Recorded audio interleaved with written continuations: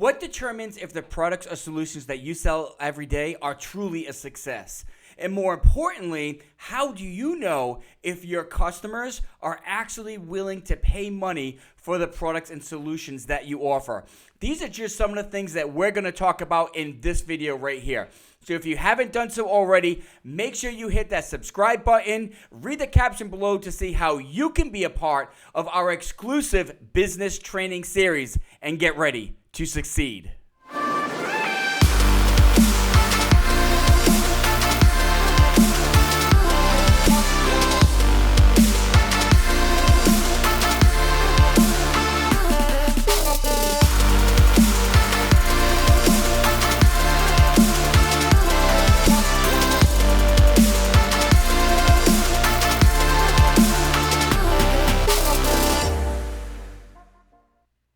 Listen, in business, we all want to sell our products and solutions. We all think that the products and solutions that our businesses provide are the best thing in the world and everyone should buy them.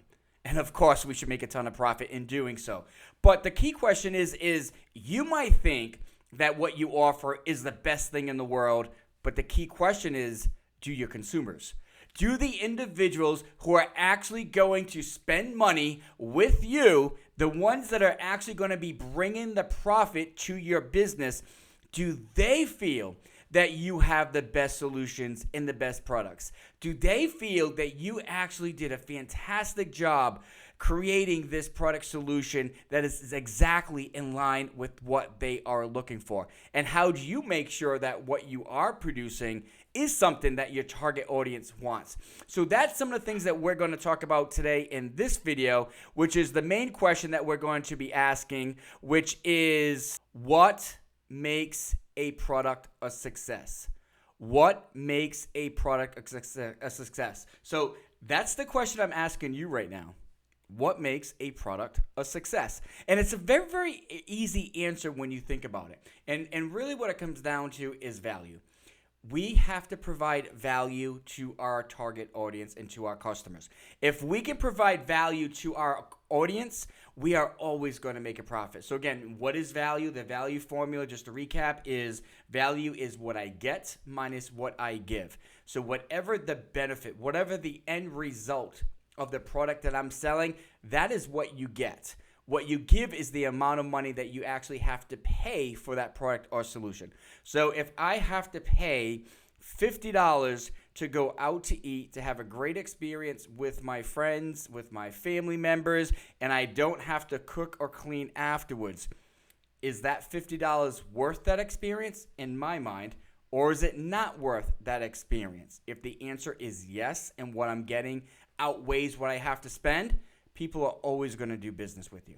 However, if people feel that what they are spending is too much, it is not worth what they are getting, and they have other options they can go to, well, that's going to be very challenging on your business down the line.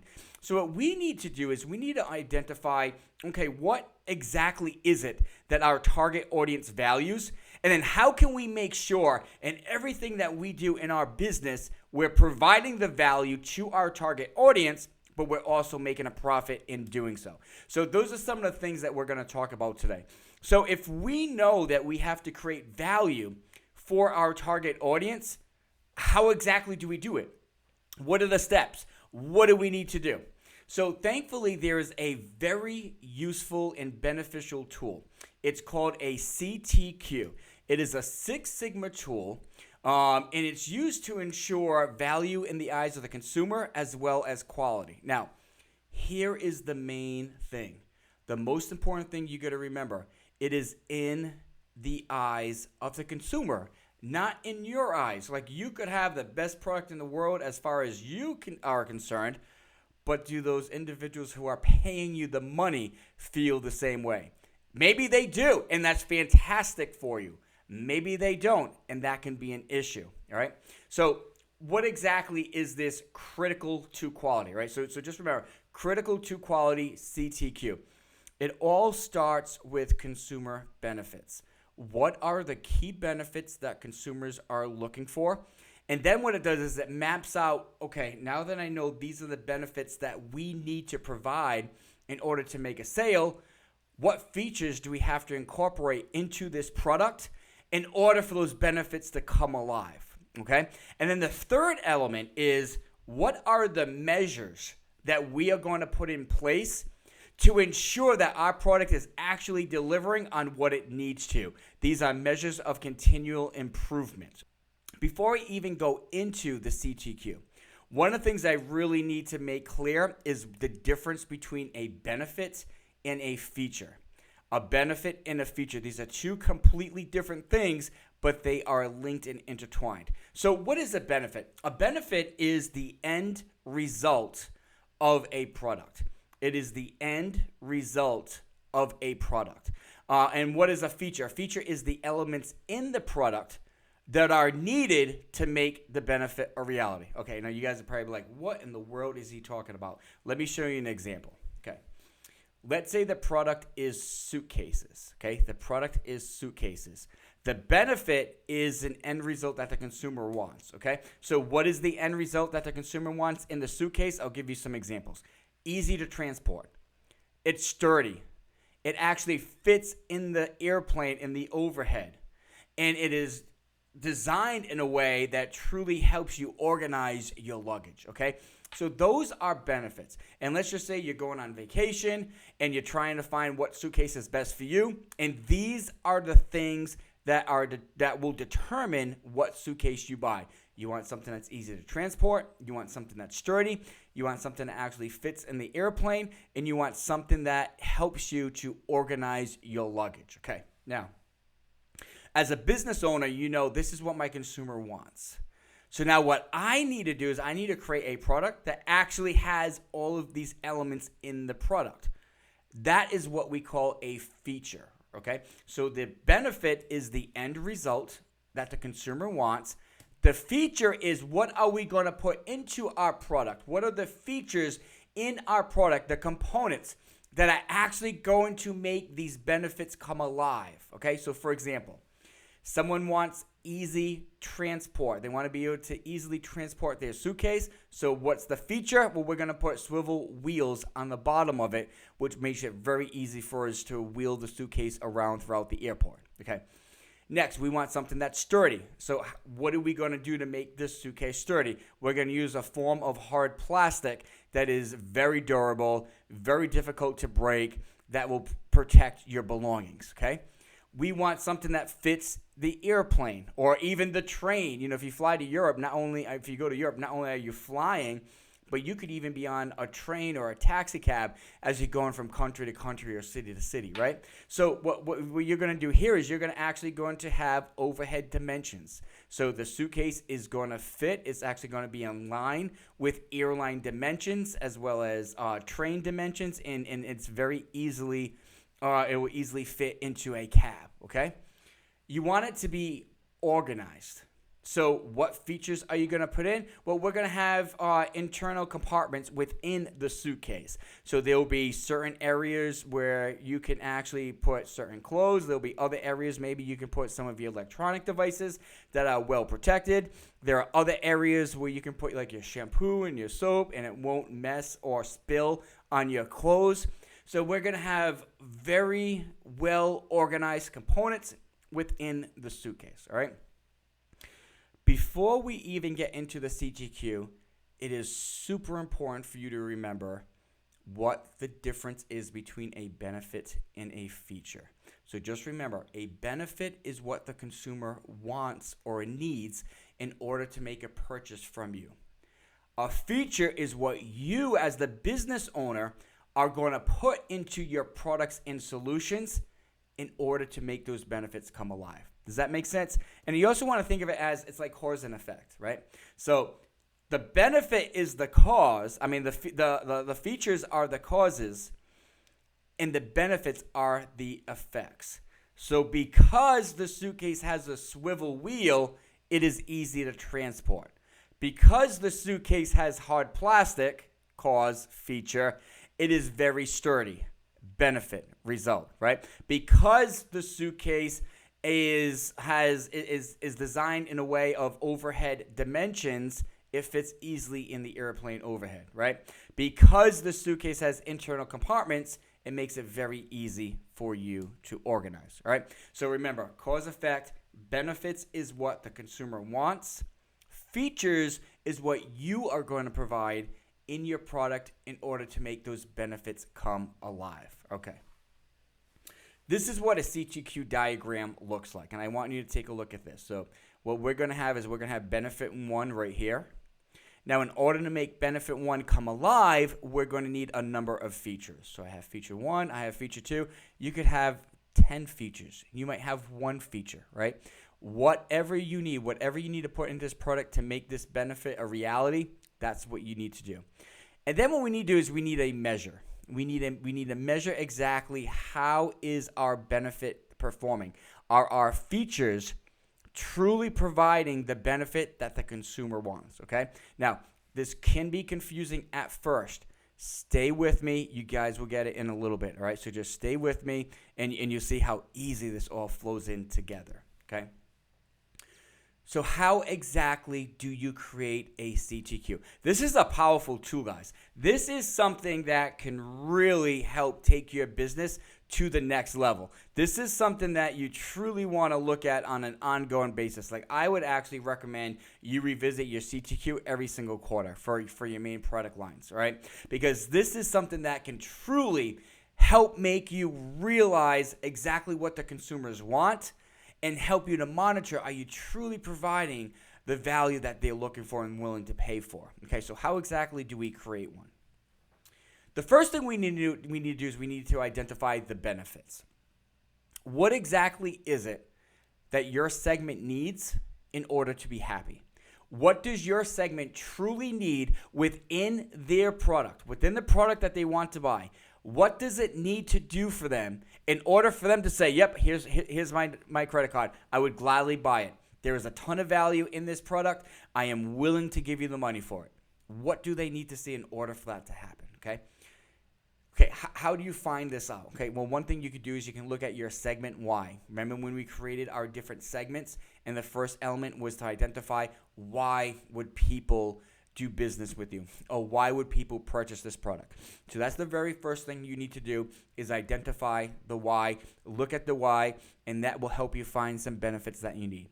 The next thing you need to do is look at your buyer persona, especially what are their goals, what are their problems, what are they passionate about? These are all things that can really help you identify what benefits they are looking for. Another thing is personal knowledge. You being in the business, you talk to consumers on a regular basis. You talk to industry professionals on a regular basis. You might even conduct consumer research on a regular basis. So based on your experience, what is it that consumers want? Maybe you created a product that flew off the shelf and you have a good understanding of what they're looking for. Maybe you created a product and no one bought it, and you now know to stay away from something like that, okay? So what we need to do is look at your segment why. Why would people do business with you? Look at your buyer persona. What is the persona of the target audience, their problems, their passions, their frequently asked questions, their ideal persona, in your personal experience. And as you're doing this, start to make a list. Okay, what does my target audience need in order to make a purchase with me? What does my target audience need in order to make a purchase with me? Okay, let me give you some examples. If they're looking for a car, maybe one of the things they're looking for is they want something that's good on fuel, right? If they're looking at a hotel, maybe they're traveling with family members and they want to make sure that the beds are really comfortable. If they're going to a restaurant, maybe they're looking for a kid-friendly restaurant.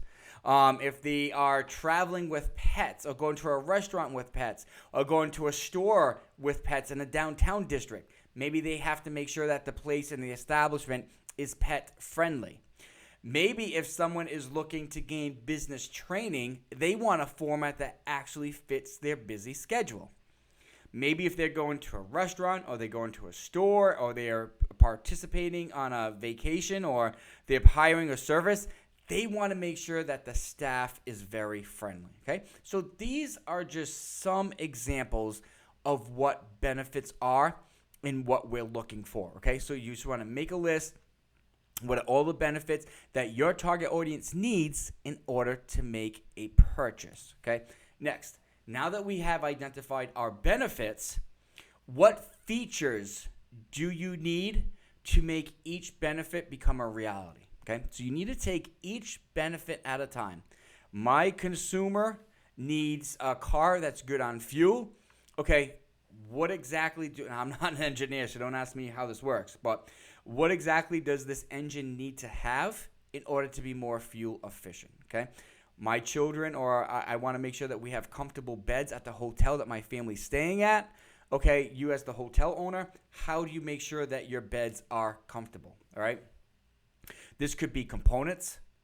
It could also be staffing, right? So if they want a friendly staff, you have to make sure that your staff is trained to actually create and produce a friendly environment. Maybe if you are a coffee shop and one of the things that your target audience needs is quick service because they have to get to work, well, you got to make sure that your coffee shop is properly staffed. So people are cutting in and out and you got enough people making the coffee, you have enough people ringing the register, you have enough people talking to the customers. It could also be processes, especially if you are a service. It could also be processes if you are a service. So for example, if you are someone that, I'll just say a business trainer, right? If you are a business trainer, maybe one of the benefits is if one of the clients has a question on the training, they want to be able to get rapid responses on what that question is to help them along. Okay, so what process do you have in place? Are you using an AI bot? Are you having a call center? Are you allowing email processing to answer these questions, right? So what is your process that can help fulfill what the target audience is looking for? Now, remember, if this list of benefits is everything your consumer needs in order to make a purchase, well, we need features for each one of these benefits. Now, I will say this. You're going to have a hierarchy of benefits, right? So some benefits might be extremely important to the target audience. Some might not be as much. So for example, let's say cost and price is extremely important to this target audience. But you know what supersedes price to this segment? Is performance. Let's say this is a segment that's more performance oriented, where yes, they don't want to blow money away, but if you give them a superior product, a superior solution that is the best performing solution on the market, you know what? They might be willing to spend a little more money, right? So what you need to do is you need to look at all your benefits. What benefits are most important to your target audience, right? And then how can you create this product and how can you make these benefits, these end results come alive? What features do you need in order for that to happen? If you want a car that's good on fuel, maybe you have a turbocharged 2.0 engine. Again, I'm not an engineer. I've had a couple of turbocharged 2.0s. They were much more efficient than some of the other cars I had, so I'm just using that as a guess. If your customer wants comfortable beds, maybe you have an 18-inch Eurotop mattress. If you are a restaurant and you want to be kid-friendly, well, maybe there's games at the table that the children can play with as they're waiting for the food to come out. A lot of restaurants will have crayons and coloring books for the children. If you want to make sure that your establishment is dog-friendly, or if that's something that your target audience wants, well, you could have a dog park. Or maybe your restaurant or maybe whatever establishment it is, it has specific pet-friendly policies in place so that the store can remain clean, but also guests can bring their pets along with them. If you want a business training that fits your busy schedule, well, maybe the features are you create a mobile app and there's videos on demand on this app. If the consumer expects friendly staff, well, you train your staff and you schedule properly, all right? So these are just examples of what we're talking about of features. If my consumer wants X, how am I going to make that a reality, okay? You might think it is a success, but does your consumer? And this is extremely important. So many, especially with entrepreneurs, man, especially with entrepreneurs, it happens all the time. We might think we have the best product, the best solution in the entire world, and then we talk to one of our customers and we just miss the mark. And that's okay. That's what learning is about. That's what's so great about entrepreneurship. It's okay that we made a mistake. So what do? We do a better job. We wake up tomorrow morning, we get this information, and we create a much better product. But the question here is, how do we know if we missed the mark or not? How do we know if we're creating the best version of the product that we can? Do we want to wait for profits to go down? No, we want to be ahead of the game. So what we need to do is we need to create what we call a feedback loop. We need to create a feedback loop. So if we create product X or if we create solution X and we give it out to our consumer, we need a way for us to actually receive feedback from that consumer to let us know if we did a good job or not. That's what we call a feedback loop. A loop is a circle. Think of a continuous, endless circle, right? So in this loop, I get feedback from my consumer. I make a product. I sell the product to the consumer. I get their feedback. I use this feedback. I improve the product for the consumer. I sell the product. They buy it. I get more feedback. I create a new, that's what we're talking about, a loop. We want to make sure that we have a feedback loop with, especially for our primary products and our primary solutions, so we know how well we are doing and we know what do we need to be made aware of as we go forward, okay? So when we're talking about measures, what we're talking about is what metrics will truly ensure that our product is successful. What metrics can we put in place to ensure that our product is successful and it's in the eyes of the consumer? It's in the eyes of the consumer. Now, there's two types of measures that we can put into place. The first step is what we call tangible performance metrics. These are metrics that are undeniable, that can be measured and scientific. For example, if you are a fast food restaurant, the average time that it takes by the time someone places an order from the time that they actually get their food, that is a tangible measure. I can literally calculate and measure how long it takes from the moment that the order is placed to the moment they get their food. That can be calculated. Distance, the amount of people have to walk to get from one point of the store to the next, that can be physically measured. That's what we're talking about, tangible performance metrics. But we also have perception feedback loops, right? So if you have a restaurant and you're selling food, well, what determines if the food is fantastic or not? That's personal preference. Some people like it, some people don't. If you have a hotel, what determines if the stay was really good, right? It's preference on the consumer. So we not only need direct measures, but we also need measures of perception. So how exactly do we do that? Okay, so here are some examples of performance metrics, okay? We have miles per gallon if you're looking at fuel efficiency, wait time at a restaurant, safety level if you're dealing with cleaning products, efficiency rate if you're talking about how efficient your manufacturing plant is, time to completion. If someone places an order for a repair, how long does it take for it to complete? Or if you're creating something, you're manufacturing something, how long does it take to complete one unit? All right. Computing power for laptops. Weight. If you want a cell phone that's light, what does it actually weigh?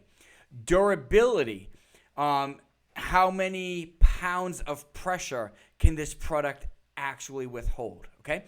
So I'm not saying every single benefit needs a performance metric. Some benefits do, some benefits don't. Some features have a performance metric, some features do not, right? You could use what's best for your target audience, what they're looking for, and what type of quality they're looking for, all right?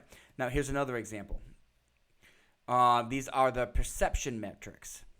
So examples of perception metrics are surveys. And I'm sure you guys have all done this. You stayed in a hotel and all of a sudden, a couple of days later, you get an email. How did we do? I just joined a gym, and I'm getting emails on a regular basis where they're asking how they did, which I actually appreciate because I can actually give my feedback and give them insights on how they can improve as well. You might have follow-up emails. If you actually do business with an individual, the sales rep might actually send you an email. Hey, I just want to see how everything's going. Guest feedback box. You'll see hotels have this on a regular basis. Some restaurants will have it. Some stores will have it. So a lot of times they'll put a box in front of the store where you can actually provide your feedback. Pre-purchase surveys. Grocery stores do this sometimes where they'll actually ask you a couple of quick questions before you actually ring out. Or maybe you're going to a store at the mall, right? And before you cash out, they might ask you a couple of questions. And you've also seen, like you see this in amusement parks a lot, where people are walking around with an iPad and they're actually asking people a couple of questions and they're jotting the answers down, right? You might also just simply want to speak to customers. As they come into your establishment, just chat with them really quick. Hey, how is this working out for you? How is that working out for you? Hey, what would you like to see? What's working in your previous products, right? So you can talk to customers to get feedback. So there are so many different ways for you to actually get consumer feedback, all right? Now, I know, again, we got a lot going on here with the CTQ. So what I want to do is I want to walk you through an exact example. So you can actually see from a consultant side, how would we use this tool to actually advise going forward? And more importantly, how can you use this tool to actually increase your products and services, okay? So here's the example. The type of business is a hotel. There's two key segments that they're trying to go after. Number one is families needing a place to stay on the road, okay? So let's say a family lives in New York and they want to take their children to Disney World, but instead of flying because it's so expensive, they're going to drive, right? And they don't want to drive that entire length in one day, so they're going to stop halfway and they're going to stay at a hotel as they go forward to the next destination, right? But they need a place to stay. So that's pretty much what we're talking about, families needing a place to stay on the road. It might not be that final vacation destination, but they're traveling somewhere and they need a place to stay on that travel. So that's segment one. Segment two is couples on the road in a similar situation. So let's say a couple is going on a vacation and they need to stop halfway before they get there, right? They're driving. Or let's say a couple has moved away from home for work and they live in a different area and they're actually driving back home to visit family members during the summer or for a holiday or something like that. So these are the two main segments that this hotel is trying to go after. All right. Now remember, when we're talking about segments, the most important thing is what's the why? What's the why? If they're looking for a friendly, fun place to stay while they're driving for travel. Okay, they need a fun, friendly place to stay while they're driving for travel. So again, this hotel is not the final destination, but it's a place where they're going to. Okay, so what are the needed benefits? What do these two segments, or what does one of these segments need in order to stay at this hotel? Here are some examples. Convenient for families with children. Okay, this is obvious for segment one. Convenient for families with children. Late night travelers. This is something I actually experience all the time. A lot of times when I'm traveling, and especially if we have a long road trip, whether it's for work or visiting family in Rhode Island, by the time we actually get to the hotel that we're staying at before our final destination, a lot of times we get there late. And if you get there late, one of the things you have is there actually someone at the staff that's, at the front desk that's going to serve you, right? So there's a lot of concerns when you actually show up and check in late. Easy food options. Remember, this is not a final destination. This is a place where a family or a couple or a traveler, they're staying as they go into the next destination. So they might not have the time to actually go out to a fancy restaurant, or they might not have the time to explore the area. They need quick, easy, simple food options while they're staying that night. Pet friendly, if they're traveling with pets, They need something that the pet it's okay for the pets to be in the room, and then a fun atmosphere to relax, right? So they're traveling with kids. The kids need to relax a little bit and unload. If you're a couple, you just want to relax a little bit and have a good time as you're stopping halfway for this road trip, right? So let's just say these are some of the key benefits that we identified that the segment needs in order to make a purchase and stay at this hotel. Now, our job is we need to take these benefits one at a time, and what we need to do is we need to create features to make these benefits come alive. So, like, what type of features are we actually going to use? All right, so here are some examples. The first benefit, convenient for families with children. Okay, how can we make this convenient with families with children? Okay, well, the first thing we're going to do is we're going to do a mobile check-in. So it's going to be a mobile app, so the family doesn't have to wait in a check-in line at the reception desk while you have the kids running around. They're groggy, they want to eat, they want to play games, whatever. This allows the parent to actually check in on their app right there in the comfort of their car as they're pulling up to the hotel, and it gives them a Wi-Fi or a Bluetooth mechanism to unlock the door, and it makes it simple and easy so they can just bypass the registration process, right? So that's an example. Another example is you could have games in the lobby, right? The kids have been cramped up in that car all day long. They want to let out a little bit. They want to have some fun. They want to play a little bit. So you have maybe, those 4-foot tic-tac-toes or Connect 4 games. Maybe you have a whole selection of board games that they can play. A lot of fun stuff for the kids to do in the lobby. Another thing you could do is maybe in the actual hotel room, you actually have a free subscription to Disney Plus where they can stream Disney movies or children movies while they're at the hotel. So something fun for the children to allow them to relax a little bit. You might have an indoor kids pool. You might even have children-themed rooms that are fun and exciting. And in the morning, you actually might have free breakfast. This is really special for families with children, and especially if they're just staying overnight. Do they really want to get the children all dressed and ready and find a restaurant and get out of the car and get packed up again? And then, at least this way they can just go downstairs, get something to eat. Everyone has a full stomach, come back up, get ready, get on the car, and now you're off on your way. Maybe during the day and during the evening, you have snacks. So if the family comes in the evening, there's a couple of snacks that the children can have. So this is what we're talking about, features.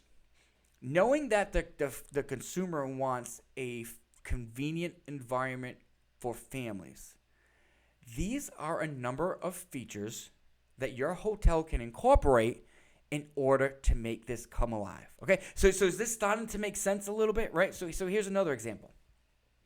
Late travelers.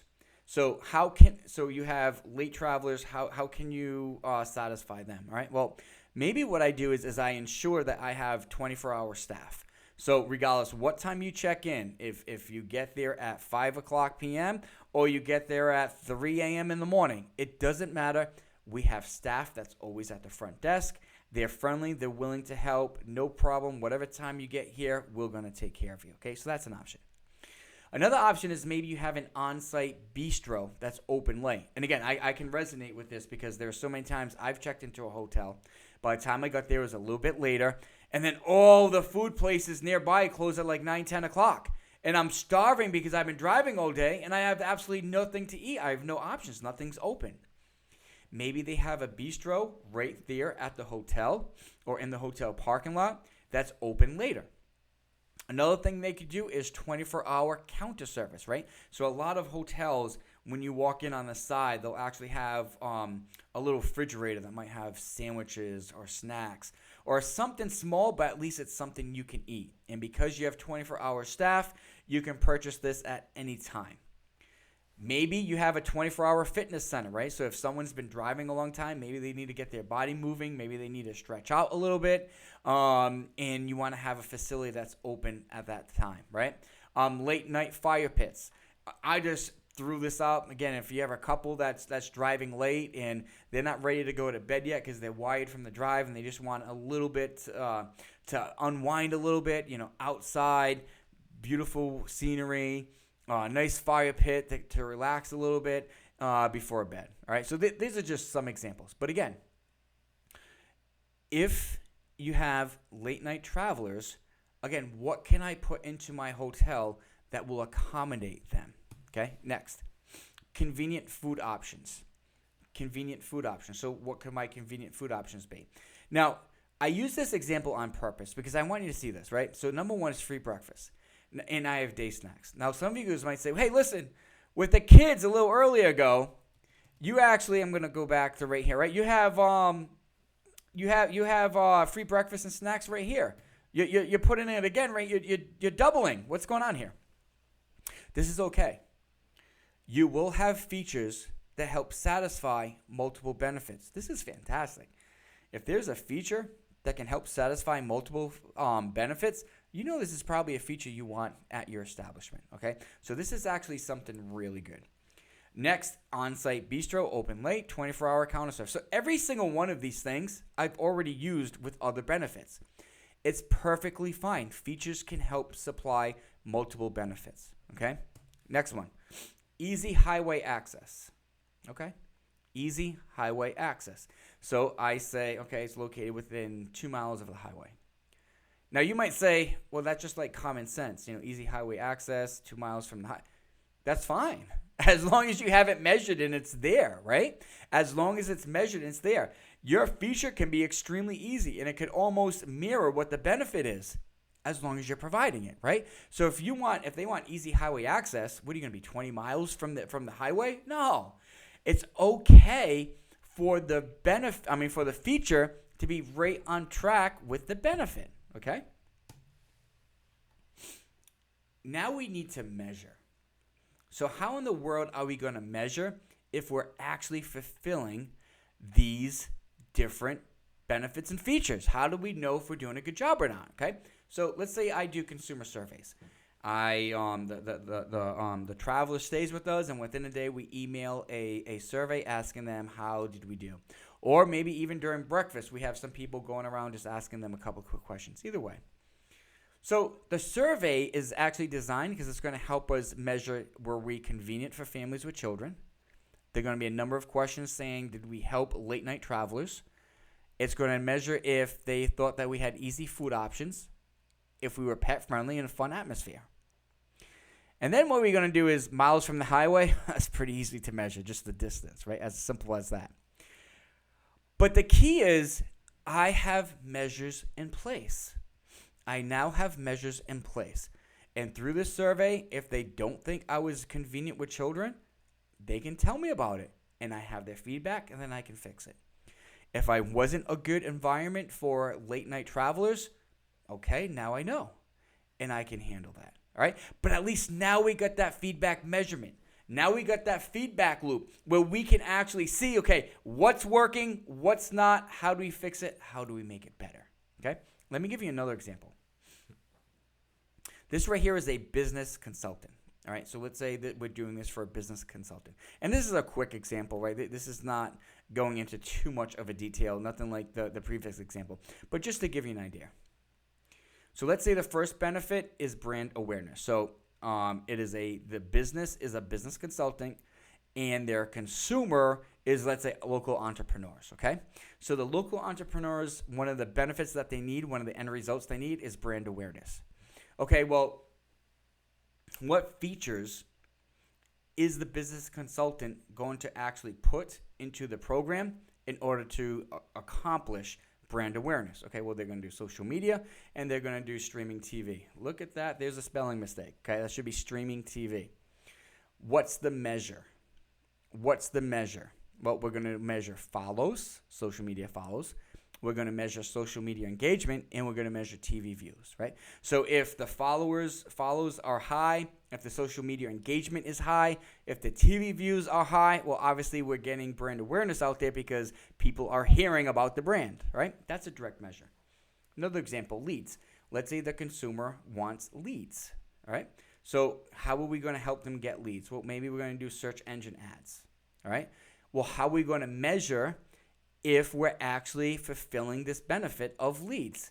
Well, we're going to measure it by actually looking at how many leads did we get, right? How many leads did these Google ads or search engine ads take in, all right? It's a direct measure.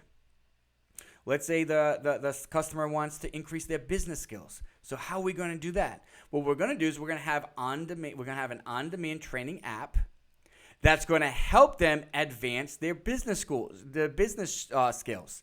Okay, well, how are we going to measure if that's successful? Well, we can look at the number of subscriptions. If it's doing really great, people will talk about it and the subscriptions will go up. We can also look at video play time. Are people actually watching the videos? Because if they are, that means that they're getting a lot of value on it and they're looking forward to the next video. Okay, so those are a couple of examples, and I hope this is helping you now to identify how powerful this tool is. This can help you out in so many different ways, all right? So the next thing we want to ask ourselves is, now what? What are your action tasks? What do you need to do? Okay, so your first task is you need to identify your consumer benefits. You have to identify your consumer benefits. What is the end result that your segment needs in order to be happy? What end result, or what do they need to get out of your product or solution in order for them to want to buy it? All right, list all of them, brainstorm all of them. All right, so you want to look at your segment whys, right? Look at all of your segments. Why do they want to use this product, or why do they need this product? Look at your buyer persona, your personal interactions as you're talking to consumers, or your personal experience in the industry. Maybe you do consumer surveys.